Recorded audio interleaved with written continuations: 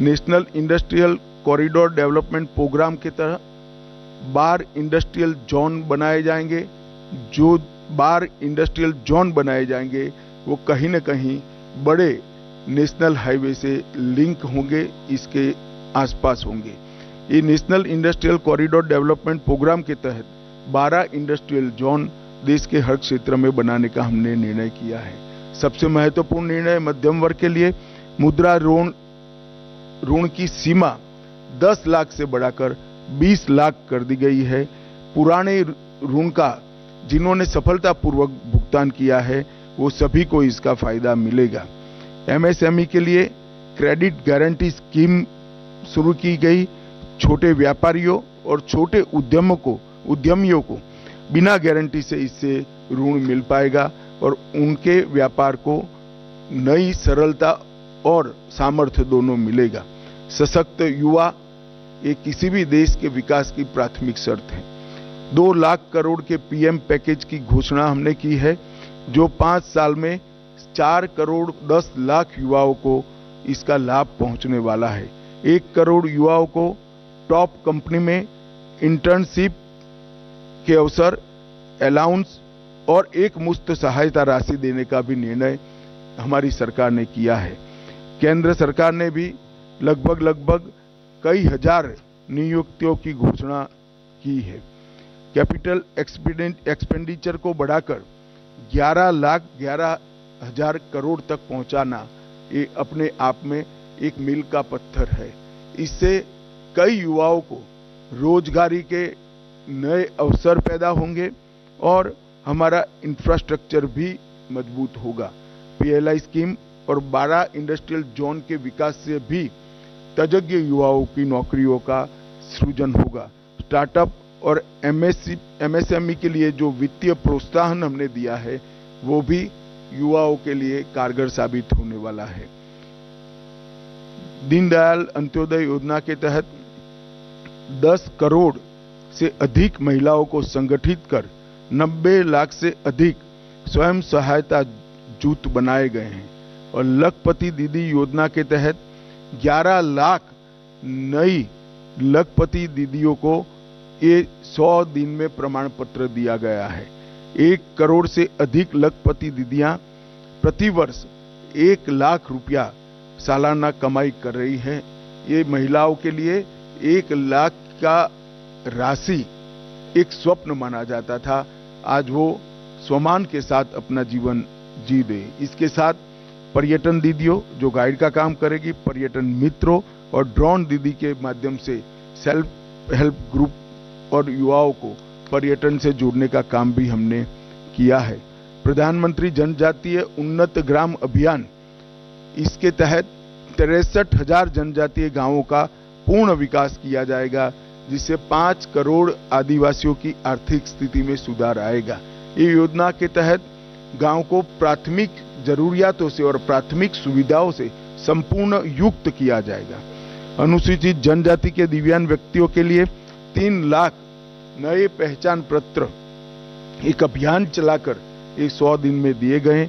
Eklavya model आवासीय विद्यालय एक नए पहलुओं के साथ, नए आयामों के साथ फिर से इंट्रोड्यूस हो रहा है। वक्फ संशोधन विधेयक 2024 वक्फ संपत्तियों के प्रबंधन और संरक्षण और उसके दुरुपयोग तीनों को कमिटेड है और आने वाले दिनों में पार्लियामेंट में इसको पारित किया जाएगा। आयुष्मान भारत योजना आज देश के कई करोड़ लोगों के जीवन का सरल जीवन का आधार बनी हुई है। 5 लाख तक का स्वास्थ्य से जुड़ा सभी खर्चा एनडीए की नरेंद्र मोदी सरकार उठा रही है और ये प्रधानमंत्री जी का बड़ा महत्वाकांक्षी प्रोग्राम है। अब जैसा हमने हमारे घोषणा पत्र में वादा किया था, 70 वर्ष या उससे अधिक आयु के सभी वृद्ध नागरिकों को 5 लाख तक का मुफ्त कवरेज दिया जाएगा। इसमें जो गरीब घर में 70 साल से अधिक वाले लोग हैं उनको अपने कार्ड के अलावे और 5 लाख दिया जाएगा, तो उनका कवरेज एक प्रकार से 10 लाख तक किया जाएगा। करीब 4.5 करोड़ परिवारों के 6 करोड़ वृद्ध नागरिकों को इसका फायदा मिलेगा। इसमें आय की कोई सीमा नहीं रखी गई है। 75,000 नई मेडिकल सीटें बढ़ाकर हम मेडिकल एजुकेशन के लिए विदेश पर की निर्भरता को लगभग समाप्त कर देंगे। हमारी पूरी रिक्वायरमेंट ये 75,000 सीट बढ़ने के साथ ही पूरी हो जाएगी और इसके लिए हमने 3 साल का लक्ष्य रखा है। नियमित टीकाकरण के लिए, उसको डिजिटल बनाने के लिए यूविन पोर्टल भी यही 100 दिन में शुरू किया गया और देश के डॉक्टरों की एक सेंट्रलाइज रिपोजिटरी बनाने का काम भी इसी 100 दिन में हुआ है। 23 अगस्त को पहला अंतरिक्ष दिन मनाया गया है। इससे किशोरों को और युवाओं को अंतरिक्ष के क्षेत्र में रुचि लेने के लिए, प्रोत्साहन देने के लिए और उनका हैंड होल्डिंग करने के लिए ढेर सारी योजनाएं शुरू की गई। अंतरिक्ष स्टार्टअप के लिए 1,000 करोड़ के वेंचर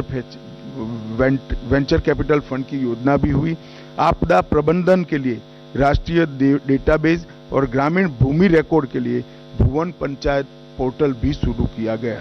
सेमीकंडक्टर, गुजरात के साणंद में सेमीकंडक्टर की इकाई स्थापित की गई और मैं आपको बड़े विश्वास के साथ बताता हूं कि आने वाले 10 सालों में भारत सेमीकंडक्टर के क्षेत्र में एक बहुत बड़ा प्लेयर बनके उभरेगा। लॉ एंड ऑर्डर का जहां तक सवाल है, पुराने ब्रिटिशरों ने बनाए हुए आपराधिक कानूनों को बदलकर 1 जुलाई 2024 को 3 नए कानून इंप्लीमेंट किए गए।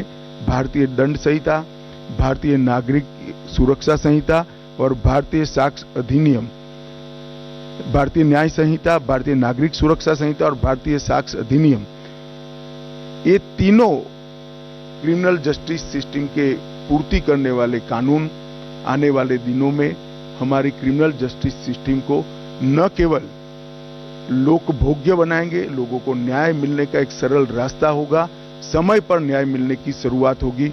और मैं बड़े विश्वास के साथ आपको बताना चाहता हूं कि 3 साल के बाद जब इसका कंप्लीट इम्प्लीमेंटेशन समाप्त होगा, हम दुनिया में सबसे आधुनिक क्रिमिनल जस्टिस सिस्टम रखने वाले देशों में से एक बन जाएंगे। शहरी बाढ़ प्रबंधन के लिए 6,350 करोड़ रुपए की नई योजना देश में पहली बार लाई गई। लद्दाख में 5 नए जिले बनाए गए। 25 जून को संविधान हत्या दिन मनाने का फैसला कर आने वाली पीढ़ी को इमरजेंसी जैसे काले दौर से देश को न गुजरना पड़े, इसलिए जागरूक करने का एक हमेशा के लिए प्रयास करने का निर्णय लिया गया।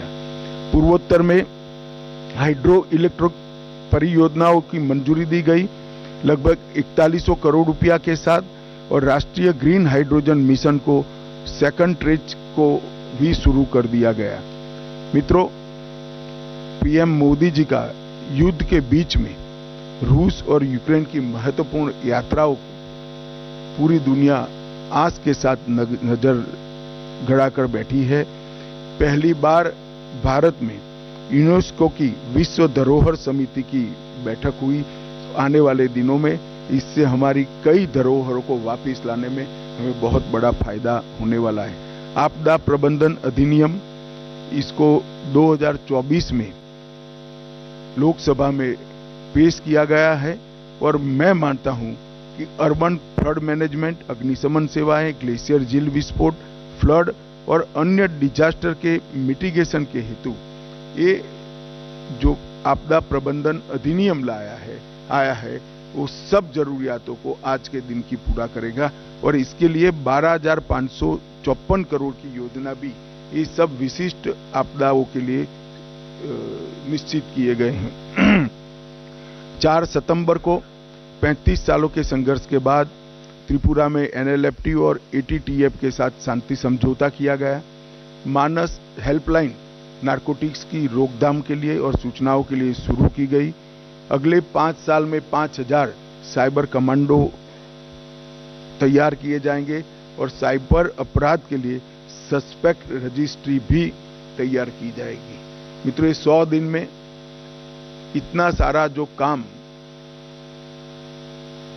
उसको अंजाम देने में सफलता मिली है, उसका कारण है जब हम चुनाव में गए, राजनीतिक पार्टियां और चुने हुए प्रतिनिधि तो चुनाव में गए थे, परंतु मोदी जी ने चुनाव के 6 महीने पहले ही ब्यूरोक्रेसी को एक काम दिया था कि पाइपलाइन में जितनी भी चीजें पड़ी है, जो भी नई सरकार आएगी उसके लिए समाप्त कर रखे, जिससे देश के विकास के गति में बाधा न उत्पन्न हो। इसी का परिणाम है कि ये लगभग लाखों करोड़ों के काम 100 दिन के अंदर ही हम कैबिनेट तक की पूरी प्रोसीजर और कई जगह तो टेंडरिंग भी समाप्त कर चुके हैं। इसके कारण देश की विकास की गति न केवल बढ़ेगी, देश सुरक्षित संपन्न होगा और नई शिक्षा नीति को इम्प्लीमेंट कर शिक्षा के क्षेत्र में भी हम आगे बढ़ेंगे। मैं आशा करता हूं कि मोदी जी के नेतृत्व में ये जो विकास का रथ चला है वो आगे पर भी चला रहेगा, इसका हम सभी को विश्वास है। अब आप सब इसके बारे में कुछ पूछना चाहते हैं तो जरूर पूछिए। मैं प्रश्न लूंगा। सबसे पहले आप अपना और अपने संस्थान का परिचय अवश्य दें। सबसे पहले 16 नंबर।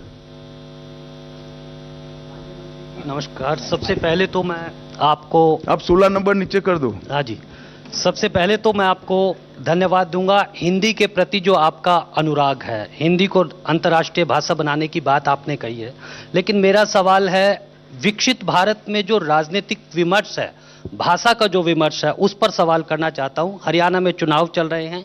कांग्रेस के एक सांसद जयप्रकाश जी ने कहा है कि महिलाएं अगर लिपस्टिक लगाकर और पाउडर लगाकर। एक मिनट जी सर। भाई, मैं रोज आपके लिए उपलब्ध हूं। आज के प्रेस कॉन्फ्रेंस का विषयांतर न हो, इसके लिए मेरे आपसे सबसे विनंती है कि 100 दिन में अगर कोई सवाल हो तो जरूर करिए। हाँ सर। रुचि न हो तो उत्पन्न करके भी करिए। नहीं सर, रुचि है सर, रुचि है। भाषा के विमर्श पे है। भाषा का जो विमर्श है, विकसित भारत में कितना सार्थक होगा। केंद्रीय मंत्री रवनीत बिट्टू जी ने प्रतिपक्ष के नेता राहुल गांधी को आतंक। आप पॉलिटिकल सवाल की दिशा में न जाइए, मैं दृढ़ता से नहीं जवाब दूंगा। बार बार कहना पड़े अच्छा नहीं लगता है। जहां तक भाषा का सवाल है, मैं स्पष्ट कर देता हूं, हमारी सरकार मानती है कि कोई भी देश अपनी स्थानीय भाषाओं को समाप्त कर विकास नहीं कर सकता है। स्थानीय भाषाओं के साथ हमारा इतिहास, हमारी संस्कृति और हमारी परंपराएं जुड़ी हुई है। इसलिए नई शिक्षा नीति में हमने प्राथमिक शिक्षा स्थानीय भाषाओं में हो, इस पर बड़ा आग्रह किया है। और राजभाषा का जहां तक सवाल है, मैंने बहुत स्पष्ट किया है कि हिंदी का किसी स्थानीय भाषा से कोई स्पर्धा नहीं है। राजभाषा विभाग ही अब एक ऐसा पोर्टल लेकर आएगा, किसी भी भाषण का, किसी भी लेख का, किसी भी आलेख का कुछ सेकंडों में ही संविधान की 8वीं सूची की सभी भाषाओं में भाषांतर कर देगा। धन्यवाद सर। 67। सर, मैं शैलेश यादव हूँ, ANI न्यूज़ एजेंसी से। सर, आयुष्मान भारत के बारे में मेरा ये सवाल है। अभी सरकार ने जो है 70 साल और 70 साल से ऊपर के लोगों के लिए को उसमें शामिल करा है। तो सर, मेरा ये सवाल है कि क्या सरकार की कोई ऐसी योजना है कि मिडिल और लोअर मिडिल क्लास को भी इस योजना में शामिल किया जाए? नहीं, मैं समझ नहीं पाया। आयुष्मान भारत में सर क्या लोअर और लोअर मिडिल क्लास को भी शामिल करने की योजना है? जो 70 साल के ऊपर के जितने वरिष्ठ नागरिकों को 5 लाख तक की सुविधाएं देनी है, उसमें हमने आय की कोई सीमा नहीं रखी। कोई भी व्यक्ति को यह फायदा मिलने वाला है। देश के सभी 70 साल से वरिष्ठ नागरिकों को फायदा मिलेगा। तो स्वाभाविक रूप से मध्यम वर्ग और उच्चतर मध्यम वर्ग, और कोई लेना चाहे ना चाहे मुझे मालूम नहीं है, मगर कोई करोड़ोंपति भी लेना चाहे तो वो एंटाइटल होगा। 255।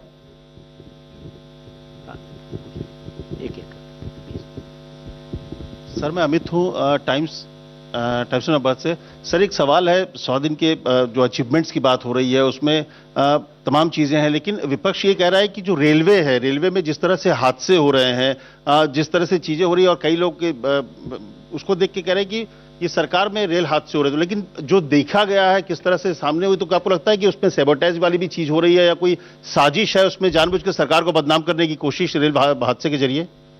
जवाब आपने ही दे दिया अमित, मैं क्या बताऊं, बताइए। मित्रों, रेलवे का जिस तरह से एक्सपांशन हो रहा है, ये एक्सपांशन देश की जनता फील कर रही है।